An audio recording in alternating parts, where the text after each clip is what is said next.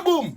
My name is King Lagazi, the 7-star general, the host of Yard Settings on Assassi Radio, an award winner as well, and an MC for Lagazi Sound International. Ladies and gentlemen, kings and queens, tune into the lion voice, because time to tell our own story. So are you me, man? The lion coming on and boom and tell its own story. Africa and the world. Tune in, lion voice. I will never stop, hail the Most High, and I will never stop, call Ras Tafari. Blessed love, this is Kushite representing for the Lion's Voice. We are here to tell our own story, Ras Tafari.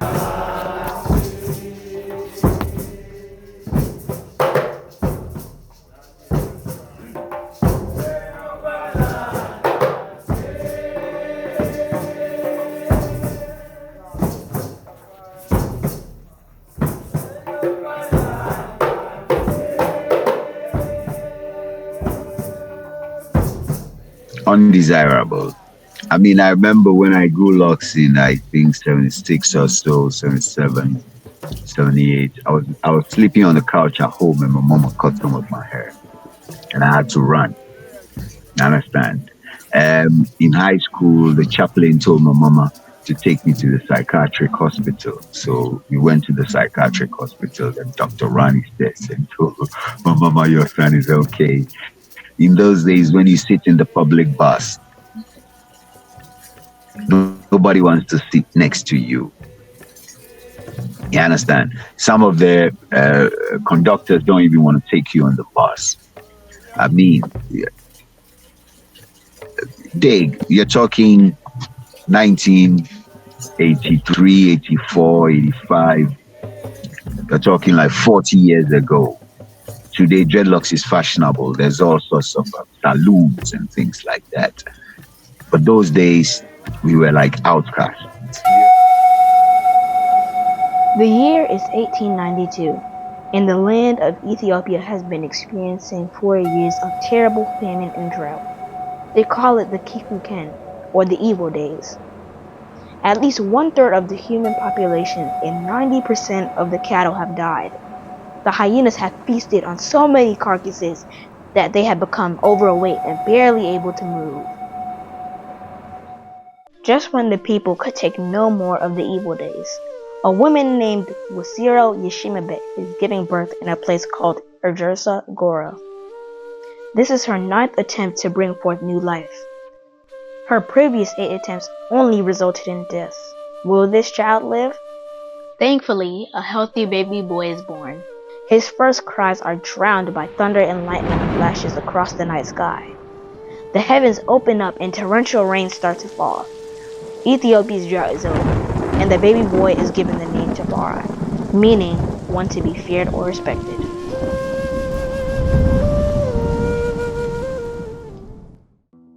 Lich Tafari's father, Ras Makunin, is a very important man in 1892 Ethiopia. Although he is overjoyed at the birth of his newborn son, he cannot spend much time with him. Ras Makunin is the governor of Harar and must get back to the famous walled city to deal with its affairs. Furthermore, he is the foreign minister of Ethiopia, and having traveled to different places in Europe, he is very aware of the material and military advances they have made and the looming threats they pose to his country. Ras Makunin knows that the majority of Ethiopians have no idea what is coming, and that he has to work that much harder to secure the realm. Lich Tafari would grow up to become the legendary emperor, Haile Selassie I. To understand his journey, we must first understand the Ethiopia that he was inheriting, and what it was like when he was born in 1892.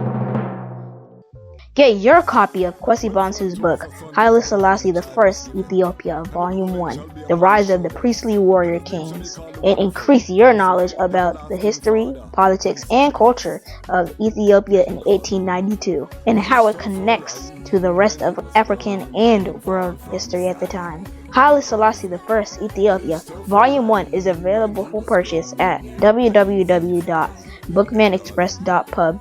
Please visit for more information. So, like I said, when we came back in 1983, there was famine in Ghana, there was economic depression. And so by 1984, the government had initiated what I call PAMSCAD, the Program of Action to Mitigate the Social Cost of Adjustment. They did, I think, PAMSCAD 1, 2, and 3 or so. So that must have been the first PAMSCAD. And then what they did was that they had some food aid from the Catholic Relief Services, the Adventists, and things like that. And so they come up with this idea that let's mobilize the young people to get into productive ventures and give them the food instead of just giving food to people to eat and not do nothing. So what you had to do is you had to organize, you had to register with the farmers cooperative, and then you had to have a plan and you had to have a land. And so we did all those things. And like I told you, William Mikhail had come from the UK and he knew about the EWF. So we mobilized and we formed the EWF and we formed the Ethiopian World Federation Farmers Cooperative, duly registered with the Cooperative Society of Ghana in 1984. And we began farming in Otrikonfo. Big Dread had met a scout man, Fifi Beku, who Fifi had also lived in London before, and he knew about Ras Tafari. So he hooked us up with the chief of Otrikonfo, who was then, I think, a patron for Scouts movement. And then we got the land, and so naturally we got the food, and we began the program. And then from there, the chief of Amamole also engaged us, gave us a piece of land there. And so we had 2 farms under EWF. Okay. And then what were you planting? What crops? We're planting maize, cassava, vegetables at that time. And then later on, we began planting pineapples, which were bought mainly by exporters. And then the exporters didn't take, or the exporters bought according to size. So the sizes that didn't fall within the range required by the exporters, those were sold on local markets and things like that. And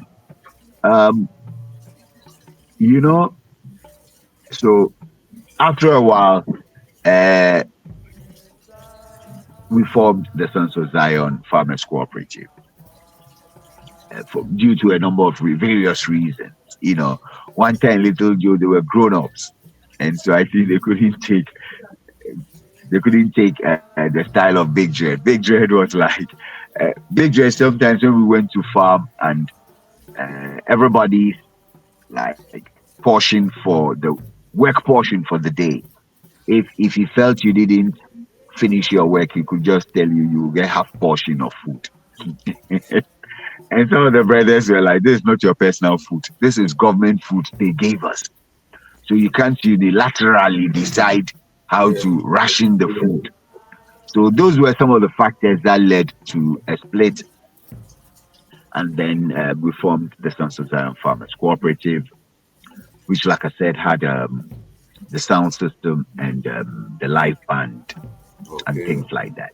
So by 1986, remember when we were in Lagos, we had met Joseph Atera Roberts, a half Nigerian, half Sierra Leonean, who lived in London, and he was a 12 tribe member. So when Gadman and the team said they wanted to come to Ghana and Nigeria, naturally he being a Nigerian and having met Aina in Lagos, he had my contact. So he gave my contact to the prophet. And so we went to the airport and welcomed him and brought him. And since the Sons of Zion was like an organization, let me put it that way already, there was a constituency for Gadman to engage with. So on the 6th of December 1986, he addressed a meeting, and that was the birth of the 12 tribes of Israel in Ghana. Yeah. Okay. Powerful, powerful. So God, the prophet God himself went to Ghana. I Yeah. didn't know that. I didn't know that history. Um, how many ones accompanied him, and who were the names? Gadman came with an 11-man delegation. I cannot remember them all, but Brother Okay, Cal Philpotts was there. Sister Valerie Simeon was there. okay, Carol Rock, Carol Giat, she now lives in Shashamani. She was there.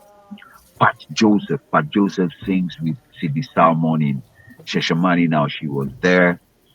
Dan Hudson, the late Dan Hudson, a great singer, he was there. And then there's a sister she's in Shashamani too. I've forgotten her name. I think she's Karen Edwards or something. Fair colored Simeonite sister. She was also there. 11 of them. wow, powerful, Was a great vibe. powerful, powerful movements in that time. You know what I mean? And when they came to Ghana, they went to Nigeria, they went to Kenya, and they went to Ethiopia. Okay, serious, serious. Africa Trading, and that was at what year again? 1986 December. Okay, um, So I from Nigeria to Ghana to Kenya to Shashamani. and this is why I love these reasonings, because next time I have brother call on the Lion Voice, I have to ask him about that chart and get his perspective. You know what I mean? So this is why I And love, yeah, subsequently, Brother Cal came to Ghana, I think, 2 times. Yeah. yes, yes. She's an Africa Trotter as one of my teachers, but I'm gonna make sure that I get that history next time you come on the platform. So talk to us about um, just the general atmosphere. How was Ghanaian society receiving Rastafari movement? So there's one thing, they love Haile Selassie, but now their sons are leaving their tradition, laxing. Maybe herb is burning. How was this the early Rastafari movement perceived in Ghana, the culture? Undesirable. Undesirable. I mean, I remember when I grew locks in, I think, 76 or so, 77, 78. I was sleeping on the couch at home and my mama cut some of my hair and I had to run. You understand? In high school, the chaplain told my mama to take me to the psychiatric hospital. So we went to the psychiatric hospital and Dr. Rani says and told my mama, your son is okay. In those days, when you sit in the public bus, nobody wants to sit next to you. You understand? Some of the conductors don't even want to take you on the bus. I mean, Dig, you're talking 1983, 84, 85. You're talking like 40 years ago. Today, dreadlocks is fashionable. There's all sorts of saloons and things like that. But those days, we were like outcasts. Yeah, I and mean, and by families time, would what you call it, and that is where the place in Labadi was like a safe place, the Rainbow Valley. We had brothers and we had mainly brothers coming from all over to come and black out there because the families didn't want them. The families couldn't relate to what they were doing. So those days were, and so I tell youths that today, because of technology, so people are able to see what's happening all over the world in real time. And they've come to the realization that people are using dreadlocks as forms of expression in terms of the African identity. So it's no more like seen a certain way. Now, dig this, in Ghana or in Africa, dreadlocks is spiritual. So in Ghana is the chief priests who grow dreadlock, the traditional priest. In Nigeria, if your parents cannot have a child, especially among the Yoruba people, they will go and see the traditional priest and they'll perform certain rites and you'll be delivered. And once you're delivered, your hair is kept as dreadlocks. They call you Dada. You're consecrated. You understand? So from that background where it's seen as traditional and spiritual and thing, it wasn't that readily accepted until recent times that people, knowledge has increased. People have come to realize that Rastafari people are not criminal. They're well-intended people. To the extent that if you're dreadlocks and you go somewhere and you misbehave, they'll tell you, we thought Rastas, you people are peace and love people. You understand? So over a passage of time, people are coming to appreciate the real identity of Rastafari and even uphold Rastafari as a standard for certain things. Yeah.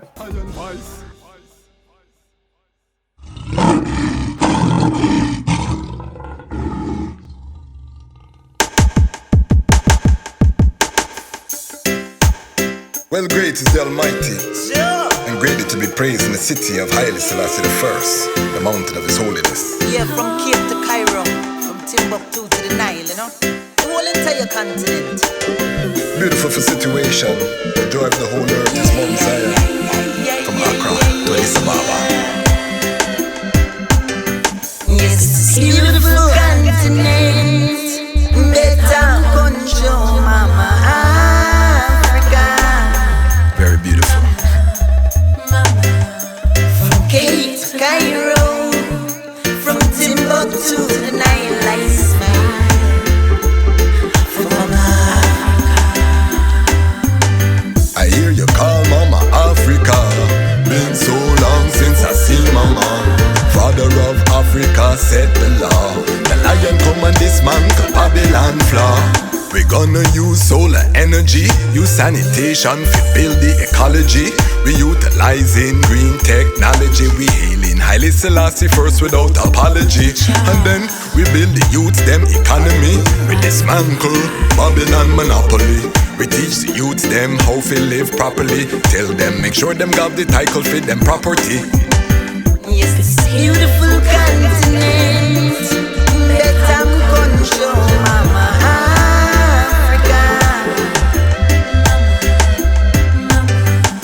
From Cape to Cairo, from Timbuktu to the Nile, I smile for mama. I love you, mama, your heart never harden. I wanna turn all your slums into garden. I wanna stop all of your youths from starving. I wanna stop all of your tribes from warring. So much to say, so many feelings. We both been hurt, we both need healing. Since the League of Nations you've been appealing. You stand up against them backdoor dealing. I hear you call Mama Africa. Been so long since I seen Mama. Father of Africa set the law. The lion come and dismantle Babylon flaw. Then I hear you call Mama Africa. Been so long in America. Father of Africa set the law. The lion come and dismantle Babylon flaw. So be still, all enemies of Jah. Know that He's the King of Kings and Lord of Lords, the Lion Conqueror. And it was said of Ethiopia, the highest himself shall establish her. His Majesty was born there. And I know that I love you so. There's no place that I'd rather go. Tired of walking through slush and snow. Repatriation, that's a must I know. Yes, into this beautiful